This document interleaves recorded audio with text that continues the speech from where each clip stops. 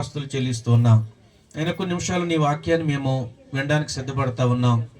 తండ్రి, మీరు మాతో సూటిగా స్పష్టంగా మాట్లాడమని, ఈ క్రిస్మస్ యొక్క ఆనందము సంతోషము మా అందరి హృదయాల్లో పుష్కలంగా మీరు అనుగ్రహించమని, మీరే మహిమ పొందమని యేసు ప్రభు నామములో ప్రార్థించి స్తుతించి వేడుకొనుచున్నాము తండ్రి.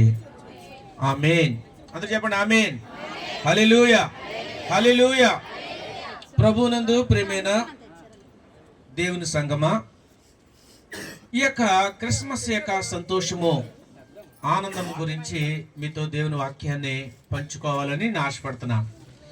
మొట్టమొదట క్రిస్మస్ ఎలా జరిగింది, ఎక్కడ జరిగింది అనేది మనము దాని యొక్క విశేషాలు ఏంటి అని మనము దేవుని వాక్యం నుంచి మనము చూసుకుందాం. మొట్టమొదట క్రిస్మస్ యొక్క వేదిక ఎక్కడ? ఈరోజు మనకు అందరూ కూడా క్రిస్మస్ వేదిక ఈ డాబా మీద జరిపించుకున్నాం. పోయిన ప్రతిరోజు కూడా ఏదో ఒక వేదిక, ఏదో గృహమో ఒక డాబా మీదో ఒక వీధిలోనో స్టేజ్ వేసుకుని చక్కగా క్రిస్మస్ యొక్క సెలబ్రేషన్ చేసుకుంటా ఉన్నాం. ఆనందాన్ని వ్యక్తం చేసుకుంటా ఉన్నాం, కేక్ కట్ చేస్తూ ఉన్నాం, పాటలు పాడుతూ ఉన్నాం, ప్రభుని ఆరాధిస్తూ ఉన్నాం.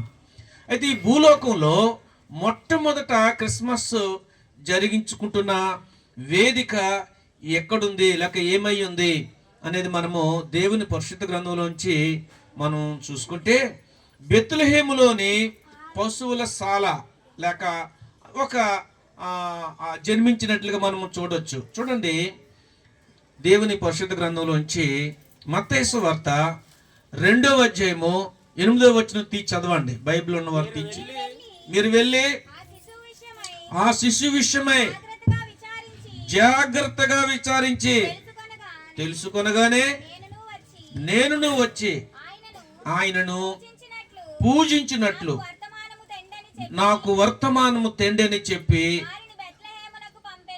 చాలు వారిని బెత్లెహేమునకు పంపెను.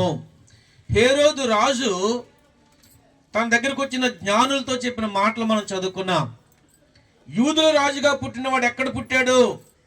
మేము ఆయన్ని పూజించాలి, ఆయన్ని మేము ఆరాధించాలి అని ఈ జ్ఞానులు చెప్పినప్పుడు, తన హృదయంలో కలవరం ఉన్నప్పటికీ బయట చాలా హోందాగా మాట్లాడి, ఆయన అంత గొప్ప వ్యక్తి, అయితే మీరు వెళ్ళండి, ప్రభుని పూజించండి, అతను ఎక్కడున్నాడో చెప్పండి, నేను కూడా వచ్చి ఆ స్థలానికి వచ్చి ప్రభుని పూజించుకుంటాను, లేక తరిస్తాను, సంతోషిస్తాను అని హేరోదు చెప్పినట్లు మనము చూస్తున్నాం. యేసు ప్రభు ఎక్కడున్నాడు, ఎక్కడ పుట్టాడు అని హేరోదు ఆసక్తితో అడుగుతా ఉన్నాడు. ఈరోజు చాలా మంది హృదయాల్లో క్రిస్మస్ యొక్క ఆనందం ఉంది. మరి పూర్తిగా బహిరంగంగా నేను యేసుప్రభువుని నమ్ముకున్నానని మందిరానికి రాకపోవచ్చు, కానీ క్రిస్మస్ యొక్క ఆనందం, సంతోషం ఉంది. అయితే ఎలాగా, ఎక్కడ వేదిక, ఎక్కడున్నాడు ప్రభు? చాలా మందికి అర్థం కాని పరిస్థితులు. చూడండి, మీకా గ్రంథంలో ప్రవచనం ఒకటి ఉంది. 5వ అధ్యాయం 2వ వచనంలో, బెత్లెహేము ఎఫ్రాతా, యూదా వారి కుటుంబములో నీవు స్వల్ప గ్రామమైనను మా కొరకు ఇశ్రాయేలీయులను ఏలబోవాడు నీలో నుండి వచ్చును. దేవుని స్తోత్రం చెప్పండి, హల్లెలూయా. ఇశ్రాయేలును వేలువాడు మీలో నుండి వచ్చును అనే మాట మనము చూస్తా ఉన్నాం. అంటే ముందుగానే యేసుప్రభు పుట్టక ముందే మీకా ప్రవచించాడు, యూదా బెత్లెహేములో పుడతాడని, ఆయన మీలో నుంచి వచ్చి ఆయన ఏలుతాడని, ఆయన ఏలుతాడు అంటే పరిపాలన చేస్తాడని అని ముందుగానే ప్రవచనం అనేది మనము చూస్తా ఉన్నాం. లూకాసు వార్తలో 2వ అధ్యాయంలో 11వ వచనం చదువుకుంటే, దావీదు పట్టణమందు నేడు రక్షకుడు మీ కొరకు పుట్టి ఉన్నాడు, ఈయన ప్రభు అయిన క్రీస్తు, దానికి ఇదే మీ కానవాలు.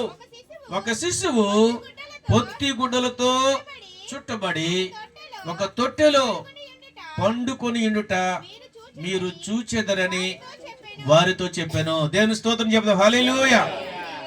ఇక్కడ మనం చూస్తే యోదియా మరి దావీదు పట్టణమందు నేడు రక్షకుడు మీ కొరకు పుట్టి ఉన్నాడు. నేడు అంటే ఈ రోజు కాదు, 2000 సంవత్సరాల క్రితము ఆ దూత ప్రత్యక్షమై వారికి తెలియజేసిన రోజు ఆయన పుట్టాడు. అయితే ఆయన ఆరాధించడానికి, ఆయన పూజించడానికి, ఆయన స్తుతించడానికి. అదే క్రిస్మస్ యొక్క వేదిక. బెత్లెహేములో మరి ఆయన జన్మించినప్పుడు చాలామంది ప్రజలు ఆ విషయం తెలుసుకొని వచ్చి స్తుతించారు, ఆరాధించారు. నిజంగానే మనము క్రిస్మస్ యొక్క ఆనందం రోజు అనుభవించాలి. ఎందుకు అనిపించాలి? యేసు ప్రభు మన హృదయంలో పుట్టాడు, మన హృదయంలో పుట్టాడు. చాలా మంది అంటారు, యేసు ప్రభు అంత మురికిలో, అంత పశువుల సాలలో లేక పశువుల తొట్టులో ఎందుకు వేయాలి? అంత పేదవారా వాళ్ళు అంటే, వాళ్ళు ఒక దేశం నుంచి ఒక దేశం వచ్చారు. నజరేతు నుంచి బెత్లెహేం వచ్చారు. వాళ్ళు పరదేశులుగా ఉన్నారు. వాళ్ళకి ఏమి ఇల్లు లేవు, పనులు లేవు, వస్తువులు లేవు, వాహనాలు లేవు. ఎందుకు అక్కడ పుట్టాడు అని అంటే, అంత మరి బ్యాడ్ స్మెల్ వచ్చిన అంత తక్కువ స్థాయిలో ఆయన జన్మించాడు. అంటే దేవుని యొక్క ప్రణాళిక ఏంటి అంటే, మానవ హృదయం అలా ఉంది. మానవ హృదయం ఎలా ఉంది? ఒక కుడుతు తొట్టులాగా, కుడుతు గోళంలాగా ఉంది మానవ హృదయం. అంటే హృదయం అన్నిటికంటే మోసకరమైంది, అది ఘోరమైన వ్యాధి కలది. అయితే దేవుని యొక్క ఉద్దేశం ఏంటంటే, యేసు ప్రభు మన హృదయంలో జన్మించాలని. యేసు ప్రభు మన హృదయంలో ఉండి మన హృదయంలోనే ఆయన ఆరాధించాలి. అదే మన హృదయమే ఆయనకి వేదిక ఆరాధించడానికి. దేవుని స్తోత్రం చెప్పండి, హల్లెలూయా. అందుకే ప్రభు అన్నాడు, నీ హృదయమే నాకు ఆలయము. మన హృదయమే దేవునికి ఆలయం. మన హృదయంలో ఆయన జన్మిస్తే మన హృదయపూర్వకంగా ప్రభుని స్తుతించగలం. ఎప్పుడో 2000 సంవత్సరాల క్రితం బెత్లెహేములో జన్మించాడు. ప్రజలందరూ వచ్చారు, చూచారు, తరించారు, ఆరాధించారు. కానీ నేడు నీ హృదయంలో యేసుప్రభు జన్మించాడా? నీవు యేసుప్రభుకి ఆరాధించే ఒక స్థలముగా, ఒక వేదికగా నీవు ఉన్నావా అని మనం ఆలోచిస్తే, ఎవరు హృదయాలు తెరవబడి, యేసుప్రభువా నా హృదయంలో మీరు జన్మించండి, నా జీవితం మీద నీకు అధికారం ఉంది అని మనం దేవునికి అప్పగించుకుంటామో, మన హృదయంలోనికి ప్రభుని ఆహ్వానించుకుంటామో, వాళ్ళ హృదయంలో ప్రభు ఉంటాడు. వారు ఆత్మతో సత్యముతో దేవుణ్ణి ఆరాధించగలరు. హల్లెలూయా. రెండవదిగా క్రిస్మస్ యొక్క ప్రసంగికుడు. క్రిస్మస్ ఇప్పుడు ప్రసంగం చేస్తున్నాం, మీరు వింటున్నారు. ఆ రోజుల్లో మొట్టమొదట క్రిస్మస్ యొక్క ప్రసంగికుడు ఎవరై ఉంటారని మీకు ఆలోచన? ఎస్ఏ ఎవరు ప్రసంగించారు అని అంటే, దేవుని గాబ్రియేలు దూత ప్రసంగించినట్టుగా మనం చూస్తున్నాం. 9వ వచనం చదవండి, లోకాసు వార్త 2వ అధ్యాయం 9వ వచనం. ప్రభు దూత వారి యొద్దకు వచ్చి నిలిచెను. ప్రభు మహిమ వారి చుట్టూ ప్రకాశించినందున వారు మిక్కిలి భయపడిరి. అయితే ఆ దూత, భయపడకుడి, ఇదిగో ప్రజలందరికీ కలగబోవు మహా సంతోషకరమైన సువార్తమానము నేను మీకు తెలియజేయుచున్నాను. దేవుని స్తోత్రం, హల్లెలూయా. గాబ్రియేలు దేవదూత చక్కటి క్రిస్మస్ సందేశాన్ని ప్రజలకి ఇస్తా ఉంది. ప్రజలందరూ కూడా ఈ లోకంలో భయం ఏలుబడి చేస్తా ఉంది. ప్రతి వ్యక్తి యొక్క జీవితంలో భయం ఉంది. ఎలా జరుగుతుందో, నా జీవితం ఎలా జరుగుతుందో, ఈ అప్పుల బాధ నుంచి ఎలా విడిపించబడాలో, ఈ బిడ్డలు ఎలా పోషించుకోవాలో, ఈ వ్యాధి నుంచి మనం ఎలా విడుదల పొందాలో, అనేక సమస్యలు, అనేక పరిస్థితులు ప్రజలను భయంలో నెట్టేస్తా ఉన్నాయి. అయితే భయం నుంచి విడిపించడానికి యేసు ప్రభు ఈ లోకానికి వచ్చాడు. ఆ ప్రసంగంలో ముఖ్య అంశం ఏంటంటే, మీరు భయపడకండి, ప్రజలందరికీ కలగబోవు మహా సంతోషకరమైన సువార్తమానము నేను మీకు తెలియజేస్తా ఉన్నాను. ఎంత అద్భుతమైన ప్రసంగం అండి. భయం నుంచి విడిపించే ఆ ప్రసంగము. భయం నుంచి ఎవరు విడిపిస్తారో? యేసుక్రీస్తు ప్రభు విడిపిస్తాడు. నీ భయం నుంచి, నీ పాపం నుంచి, నీ దాసత్వం నుంచి యేసు ప్రభు నిన్ను విడిపిస్తాడు. యేసు ప్రభు నీ సొంత రక్షకుడుగా నీ జీవితంలోనికి ఆయన ఆహ్వానిస్తే నీ భయం నుంచి విడిపిస్తాడు. అన్నిటికంటే భయంకరమైన భయం ఏంటో తెలుసా? ఈ లోకాన్ని విడిచిపెట్టిన తర్వాత మనం చేసిన పాపాన్ని బట్టి దేవుడు మనకు శిక్ష విధిస్తే అది నరకము. అగ్ని ఆరదు, పురుగు చావదు. ఆ భయంకరమైన నరకాగ్నిలో మనం ఉండాలి. ఆ భయము చనిపోయే వరకు ప్రజలు పట్టి పీడిస్తూనే ఉంది. అయితే దేవుని దూత చెప్పింది ఏంటంటే, భయపడకండి, లోకరక్షకుడు వచ్చాడు, ఆయన నిన్ను మరణములోంచి జీవులను తీసుకొస్తాడు, పాపం నుంచి నిన్ను విమోచిస్తాడు, పరలోక రాజ్యం నీకు ఇస్తాడు, శాశ్వతమైన జీవాన్ని నీకు ఇస్తాడు అని చక్కగా భయపడకండి అని చెప్తూ, ఇది ప్రజలందరికీ కలుగబో మహా సంతోషకరమైన శుభవార్త. ఒక వ్యక్తికో, ఒక వర్గానికో, ఒక కులానికో, మతానికో కాదండి, ఒక దేశానికో కాదు, ప్రపంచం అంతటికీ కూడా ప్రజలందరికీ కలుగబోవు మహా సంతోషకరమైన సువార్త. ఇది సువార్త. ఈ సువార్త 2000 సంవత్సరాల నుంచి ఇంతవరకు కూడా ప్రపంచం అంతా కూడా ప్రకటించబడతా ఉంది. చాలా మంది ప్రజలు ప్రభువునందు విశ్వాసం ఉంచారు, రక్షణ పొందారు, ప్రభువును సేవిస్తా ఉన్నారు. చాలా మంది విశ్వాసం ఉంది కానీ బహిరంగ వచ్చి రక్షణ పొంది ప్రభువును సేవించలేకపోతా ఉన్నారు. కానీ యేసు ప్రభువు లోక రక్షకుడని, ఆయన మనల్ని భయం నుంచి విడిపిస్తాడని అందరికీ కూడా విశ్వాసము ఉన్నది. దేవుని దూత ప్రసంగం, ఫస్ట్ ప్రసంగము దేవుని దూత, ప్రభువు దూత అని మనం చూస్తున్నాం. మూడవదిగా మొదటి క్రిస్మస్ క్వాయిర్. ఇప్పుడు మనం పాటలు పాడుకున్నాం. ఎవరు క్వాయిర్ టీం? మొట్టమొదట క్రిస్మస్ మీటింగ్ లో ఎవరు క్వాయిర్ టీం పాటలు పాడారు? చాలా మంది రాకముందు పాటలు పాడారు. ఎవరెవరు? చాలా మంది పాడారు. ఏలియా, పరిమళ, దానియేలు, ఇంకా చాలా మంది పాటలు పాడారు. ఎవరు ఫస్ట్ పాటలు పాడారు? గొర్రెలు కాపర్లు. నెక్స్ట్ ఇంకా చెప్పండి. గొర్రెలు కాపర్లు, దేవదూతలు. సరే, క్వాయిర్ చూడండి. లోకాసు వార్తలో 2:14 చదువుతున్నావా? 2:14. వెంటనే పరలోక సైన్య సమూహము ఆ దూతతో కూడా నుండి సర్వోన్నతమైన స్థలాల్లో దేవునికి మహిమయు ఆయనకిష్టలైన మనుషులకు భూమి మీద సమాధానమును కలుగును గాక అని దేవునికి స్తోత్రము చేయుచుండిరి. ఇక్కడ ఒక సైన్య సమూహం పరలోకం నుంచి దిగొచ్చిందండి. యేసు ప్రభు ఎక్కడైతే పుట్టాడో అక్కడికి ఆరాధించడానికి, స్తుతించడానికి, ప్రభువుని గణపరచడానికి ఒక సైన్య సమూహమే, పరలోక సైన్య సమూహము ఆ దూతతో కూడా ఈ భూమి మీదకి వచ్చి చక్కగా పాటలు పాడారు. అదే క్యారల్స్. మనం కూడా వీధుల్లో తిరిగి ప్రతి గృహాన్ని దర్శించి స్తుతించాం, ప్రభువుని స్తుతించాం.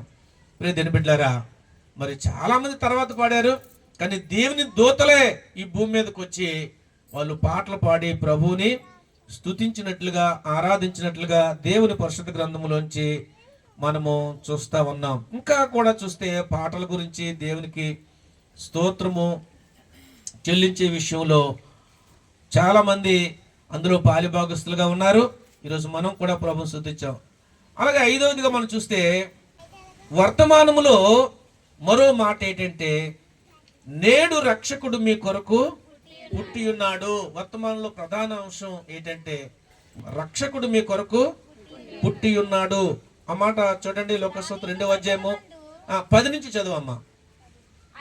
అయితే ఆ దూత భయపడకుడి, ఇదిగో ప్రజలందరికీ కలగబో మహా సంతోషకరమైన సువర్తమానము నేను మీకు తెలియచేయుచున్నాను.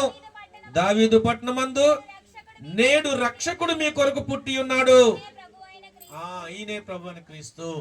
ఆ యొక్క వర్తమానంలో మంచి వార్త ఏంటంటే, రక్షకుడు మీ కొరకు పుట్టి ఉన్నాడు. మనల్ని రక్షించేవాడు, మన పాపం నుంచి రక్షించేవాడు, మన శాపం నుంచి మనల్ని విడిపించేవాడు, విమోచించేవాడు రక్షకుడు మన కొరకు పుట్టి ఉన్నాడు అనే మాట మనము చూస్తా ఉన్నాం. ప్రియులారా, రక్షకుడు పుట్టి ఉన్నాడు. నిజంగానే అద్భుతం అండి. ఈ రక్షకుడు ఎవరైతే ఆహ్వానిస్తున్నారో ఆ రక్షకుడు మనల్ని ఆదుకునేవాడు అండి. ప్రమాదంలో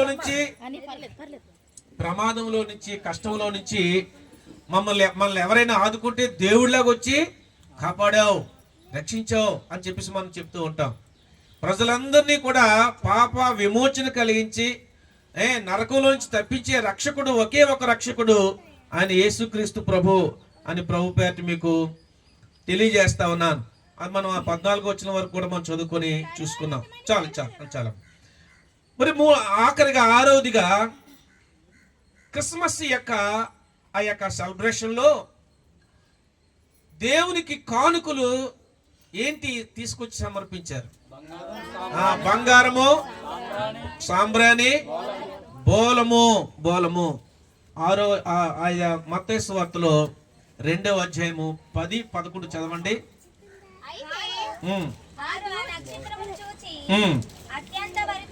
అత్యానంద భరితులై ఇంటిలోనికి వచ్చి తల్లి అయిన మరియను ఆ శిశువును చూచి సాగిలపడి ఆయన పూజించి తమ పెట్టెలను విప్పి బంగారమును, సాంబ్రాణి, బోలమును కానుకలుగా ఆయనకి సమర్పించిరి. ఆయన పూజించారు, ధరించారు, ఆరాధించారు. అలాగే వారికి దేవునికి కానుక కూడా ఇవ్వటం అనేది మనము అక్కడ చూస్తాం. బంగారము దేనికి గుర్తండి? ఆయన అధికారానికి గుర్తు. దైవ సంభూతుడైన ఈ లోకంలో అధికారాలు శాశ్వతమైనవి కావు. కొంతకాలం ఉంటే మళ్ళీ అధికారం మారిపోతారు. కానీ దేవుని రాజ్యము శాశ్వతమైంది. దానియేలు గ్రంథంలో మనం చూస్తాం. చేతి సహాయంతో తీయబడిన చిన్న రాయి పెద్ద భూతలమంత అయిపోయింది. ఈ లోక రాజ్యాలన్నింటినీ కూడా దంచేసింది, పొడి చేసేసి గాలికి ఎగరగొట్టినట్లు ఎగరేసేసింది. కానీ ఈ రాజ్యానికి అంతమో లేదు. ఈ దేవుడు స్థాపించిన దేవుని రాజ్యానికి అంతము లేదని బైబిల్ చెప్తుంది. కానీ చాలా మంది 1వ శతాబ్దంలోనే రోమీయుల పరిపాలనలోనే మీరు కన్న వాటిని విన్న వాటిని ఎక్కడ చెప్పకండి అని చెప్పారు. కానీ మేము కన్న వాటిని విన్న వాటిని చెప్పకుండా ఉండలేం. యేసుక్రీస్తు గురించి ప్రకటించొద్దు అని చెప్పారు. చెప్తే వాళ్ళు ప్రకటించకుండా ఉండలేదు. ప్రకటిస్తే మీకు పనిష్మెంట్, సింహాలకి ఆహారంగా వేసేస్తాం, జైల్లో పెడతాం, మిమ్మల్ని చక్కగా ఎంతో ఇబ్బంది పెడతామని చెప్పినా వారు ఏది కూడా మరణానికి జడకుండా క్రీస్తు కొరకు వారు ప్రకటించారు. దేవుని స్తోత్రం, హల్లెలూయా. బంగారము అధికారానికి, దైవ అధికారానికి, దేవుని అధికారానికి గుర్తుగా ఉంది. ఆయనకి బంగారం కానుకలు సమర్పించారు. రెండవది ఏంటి? సాంబ్రాణి. సాంబ్రాణి దేనికి గుర్తుగా ఉంది? యాజకత్వం చేసేవాళ్ళు సాంబ్రాణి వేస్తారు, ధూపం. ఇంకా మనం చూస్తే అక్కడ సాంబ్రాణి అనేది కూడా ధూపం వేయాలి.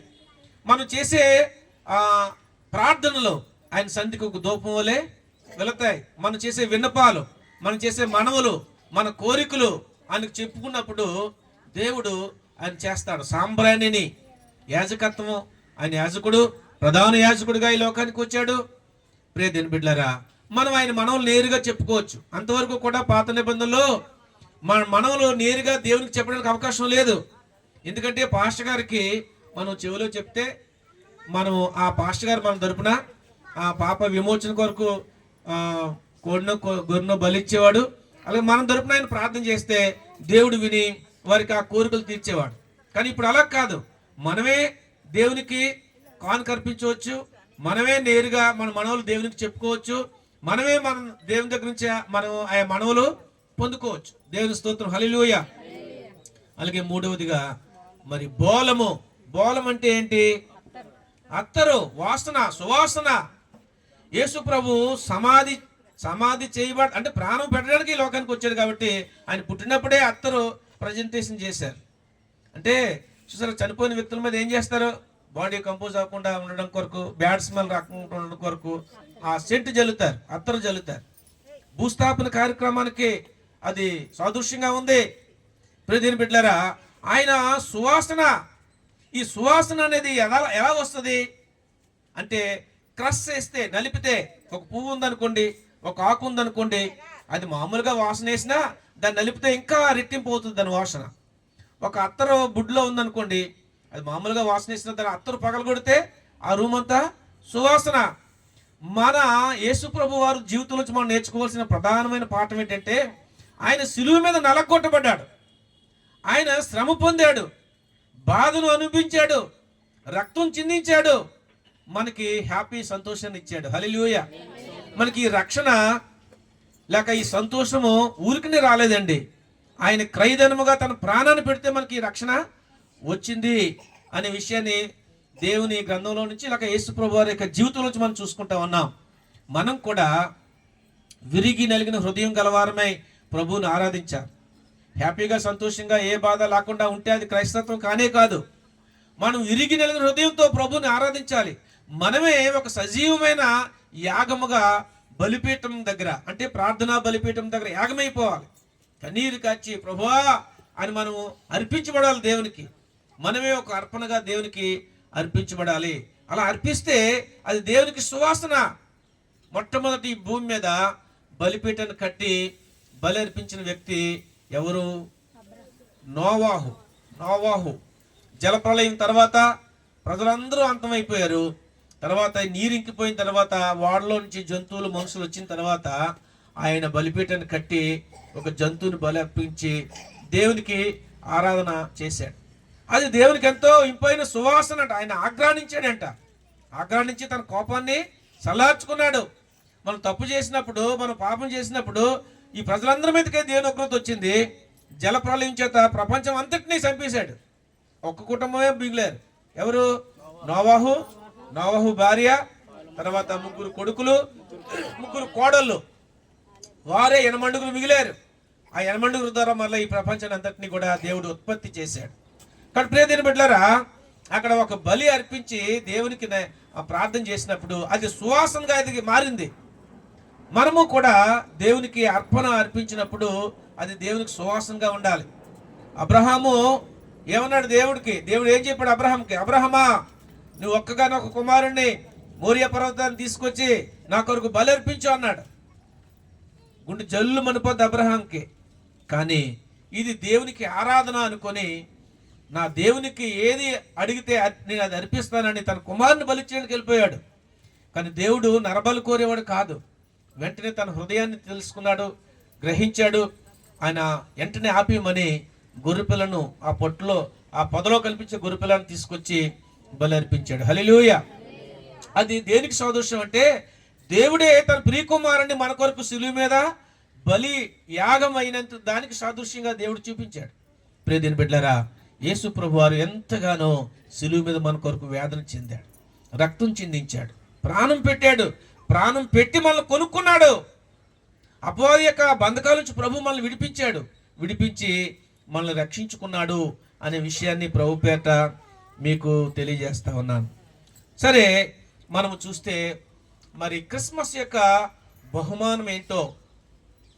క్రిస్మస్లో ఎక్కువగా ఒకరికొకరు బహుమానాలు ఇచ్చుకుంటారు, బట్టలు పెట్టుకుంటారు, లేక కేక్ ఇస్తారు, లేక ఏమైనా మంచి వస్తువులు ఏవైనా గిఫ్ట్ ప్యాక్ చేసి అన్ని సందర్భాల్లో ఇచ్చుకుంటారు. క్రిస్మస్ సందర్భంగా మెయిన్ చర్చిలో అయితే ఒక్కొక్కరు చర్చికి వచ్చేటప్పుడు ఒక్కో భోజన ప్యాకెట్ తీసుకుని రండి, ఆ భోజన ప్యాకెట్ పేదలకు ఇవ్వచ్చు అని చెప్పేసి ఒక్కో కుటుంబం తరపున 1-2 భోజన ప్యాకెట్లు కలెక్షన్ చేసి యవనస్తులు పంచుతూ ఉన్నారు. ఇలాగ మనము ఇతరులకి బహుమానాలు మనం ఇచ్చుకుంటాం. అయితే మనకి క్రిస్మస్ సందర్భంగా మనకి ఇచ్చిన బహుమానం ఏంటి? మనకు దొరికిన బహుమానం ఏంటి? రక్షణ బహుమానం. ఇంకా మనకు బహుమానం ఏంటి అంటే, యేసుక్రీస్తే మనకు బహుమానం గిఫ్ట్గా దేవుడు ఇచ్చాడు. ప్రైజ్ ది లార్డ్, హల్లెలూయా. యేసుక్రీస్తునే దేవుడు మనకి బహుమానంగా దేవుడు ఇచ్చాడు. బహుమానము యేసు ప్రభువే మనకి బహుమానం. ఆ 11వ వచనంలో మనం చూస్తాం. యేసు ప్రభువుని దేవుడు మనకి బహుమానంగా ఇచ్చాడు. చూడండి, రోమియోలు రాసిన పత్రికలో 6వ అధ్యాయం 23వ వచనంలో ఒక మాట ఉంది. 6వ అధ్యాయం 23వ వచనం, ఏలయనగా పాపము వల్ల వచ్చు జీతము మరణము, అయితే దేవుని కృపా వరము మన ప్రభు అయిన క్రీస్తు యేసునందు నిత్య జీవము. సరే, పాపం వల్ల వచ్చే జీతం ఏంటంట?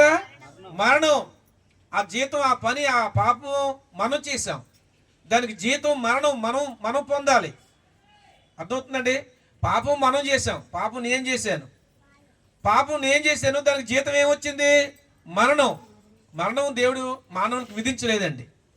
అయితే ఆ పాపం వల్ల వచ్చే జీతం మరణం అయితే, ఆ మరణాన్ని దేవుడు నాకు జీవంగా మార్చాడు. యేసుక్రీస్తు ప్రభుని తన ప్రియకుమారుని మనకు బహుమానంగా ఇచ్చాడు. దేవుని కృపా వరము. ఆయన ఏంటి వరం? తన కుమారుణ్ణి మనకి వరంగా ఒక బహుమానంగా దేవుడు ఇచ్చాడు. దేవుని స్తోత్రం చెప్తాం, హల్లెలూయా. క్రిస్మస్ దినాన్ని దేవుడు మనకు గిఫ్ట్ ఇచ్చాడు, తన కుమారుణ్ణి. హల్లెలూయా! ఎంత విలువైన బహుమానం అండి ఆ బహుమానం. అలాంటి బహుమానం మరొకటి ఉంటుందా? ఆయన దేవుని కృపావరంగా మనకు అనుగ్రహించబడ్డాడు. ఆయన ద్వారా మనకి ఏమొస్తుంది? నిత్య జీవం వస్తూ ఉంది. మరణంలోంచి జీవంలోనికి వచ్చే గొప్ప ధన్యత ప్రభు మనకు అనుగ్రహించాడు. నిజంగానే ఆ బహుమానాన్ని బట్టి మనం ఎంతో ఆనందిస్తున్నాం. ఆ బహుమానం ఎక్కడ ఉంది? ఇప్పుడు మన హృదయంలో ఉంది. హల్లెలూయా! యేసుక్రీస్తు ఎక్కడున్నాడు? మన హృదయంలో ఉన్నాడు. ఎవరు హృదయంలో యేసు ప్రభు జన్మించాడో, ఎవరు ఆ క్రీస్తుని బహుమానంగా తీసుకొని సొంత రక్షకుడిగా అంగీకరిస్తున్నారు, వారికి నిత్యము సంతోషమే, నిత్యము క్రిస్మస్సే. ప్రతిరోజు క్రిస్మస్సే. ప్రతిరోజు క్రిస్మస్ ఆరాధన, క్రిస్మస్ యొక్క సంతోషాన్ని మనం పొందుకోవాలని ప్రభుపేట మీ అందరికి మనం చేసుకుంటూ నేను ఈ మాటలు ముగిస్తూ ఉన్నాను. చిన్న ప్రార్థన చేసుకుందాం. మహాపరిశుద్ధుడైన మా తండ్రి, జీవం గల దేవానికి వందనాలు. ఇంతవరకు నీ వాక్యాన్ని మేము విన్నాం. వాక్యము మా హృదయంలో భద్రపరచండి, దీవించండి, ఆశీర్వదించండి. క్రిస్మస్ యొక్క ఆనందం ప్రతిరోజు మేము పొందుకునేలాగా మీరు సహాయం చేయమని యేసు ప్రభు నామములో ప్రార్థిస్తున్నాం తండ్రి. ఆమేన్.